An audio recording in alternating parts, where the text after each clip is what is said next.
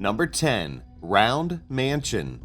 What makes the Round Mansion in Belgium so creepy is the fact that its last tenants, sometime in the early 1990s, just abandoned the 9-bedroom mansion with no explanation and were apparently never heard from again.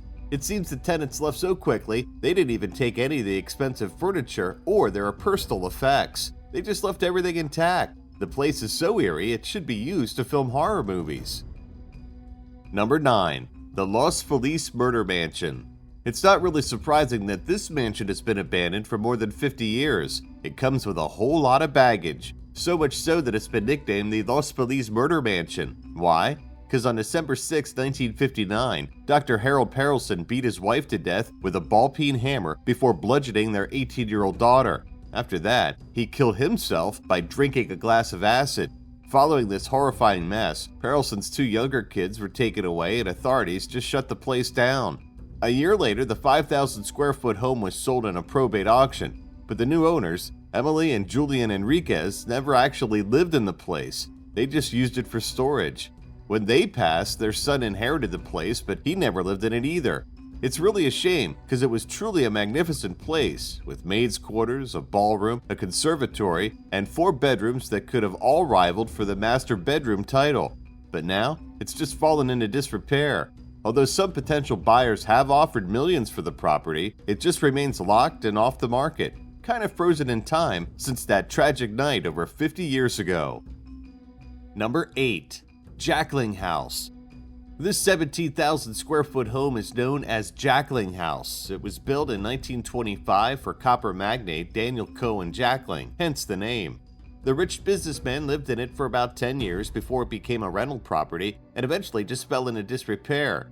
Years later, it was acquired by Apple founder Steve Jobs, who himself abandoned the place in 2000. Then 4 years later, Jobs made plans to level the place and build a more modern home, but local preservationists gave him a hard time. The court battle raged until 2011, till Jobs finally got the permits to demolish the home. But Jobs didn't get to build the new dream house though, because he died of pancreatic cancer later that year.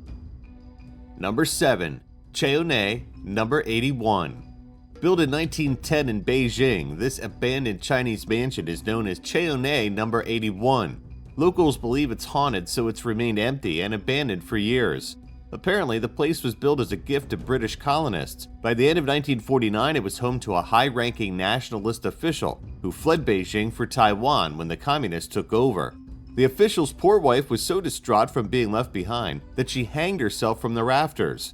Since then, Chaonei No. 81 has been riddled with rumors of paranormal activity, but of course, there was never any real record of weird incidents per se. Even though government officials have tried to get the home leveled, it's on the historical register, so it can't be touched. Number 6. The Crumbling Beverly Hills Mansion. Although Beverly Hills is one of the most coveted real estate markets in the United States, one creepy place has not found a buyer for a very long time. This 58,000 square foot estate, built in 1925, was once owned by stage and screen director Vicente Minnelli, Judy Garland's husband, and Liza Minnelli's dad. Liza and her stepmom fought over the place for years. When Papa Minnelli died in the house in 1986, he willed lifetime use of it to his widow, but put his daughter in charge of the estate. See the problem? In 2000, Liza decided to put the house up for sale and reportedly offered to purchase a condo for her stepmother. But when the house sold in 2002, stepmom refused to move. The whole thing became a real legal mess in which the new owners agreed to let Minnelli's 94-year-old widow live in the place. When she died in 2009, the owners talked about restoring the house, but nothing has ever been done. The place has been abandoned to squatters ever since. Number 5. Ouerbacker-Clement House. Ouerbacker-Clement House, a southern mansion owned by a coffee mogul, Samuel Ouerbacker, was built in the late 19th century in Louisville, Kentucky. Through the years, it's morphed from a home to offices for a tax business before being taken over by the city in 2005 for, of all things, unpaid taxes. When the last tenants were thrown out, this beautiful place was just abandoned, and by 2008 was sold to architect Scott Kremer for $1. He had plans to restore it and use it for community purposes, but when that didn't work out, he gave it back to the city. In 2014, the bank sold it again for $1, this time to Oracle Design, who wants to restore it and turn it into apartments. We'll just see if that ever happens. Number 4. German Doctor's Estate. This abandoned mansion in Germany has been deserted for over 20 years, and not much is known about who lived there before. The place is badly dilapidated but still boasts gorgeous fixtures and furniture. What's creepy is that the occupants left a lot of clothes and photographs, like they had to get out in a hurry. Even more creepy, part of the house was probably a doctor's examination room because medical instruments were found inside. Photographer and urban explorer Daniel Marbais thinks that most of the family was killed in a car accident, according to the headstones he found, and that the lady who owned the estate died a short while after. Number 3. Hacienda Nápoles. This estate belonged to drug kingpin Pablo Escobar. Hacienda Nápoles is an almost 5,500-acre property in Puerto Triunfo, Colombia. The plot of land also had an exotic zoo, weird life-size dinosaur statues, and an airplane runway. When Escobar's reign ended, the government seized the property. The mansion was used as a shelter for poverty-stricken people until around 2006, but the maintenance costs were getting out of control, so the government turned it into a park. Now the public is welcome to roam the grounds and tour Escobar's main home. Number 2. Rothschild's Castle. Only 5 miles away from Notre Dame in France, you'll find the ghostly abandoned Rothschild's Castle. It's been uninhabited since World War II. The famous Rothschild family, who possesses one of the largest private fortunes in modern history, fled to England before the Germans arrived. During the 4-year Nazi occupation of Paris, the Germans plundered the house.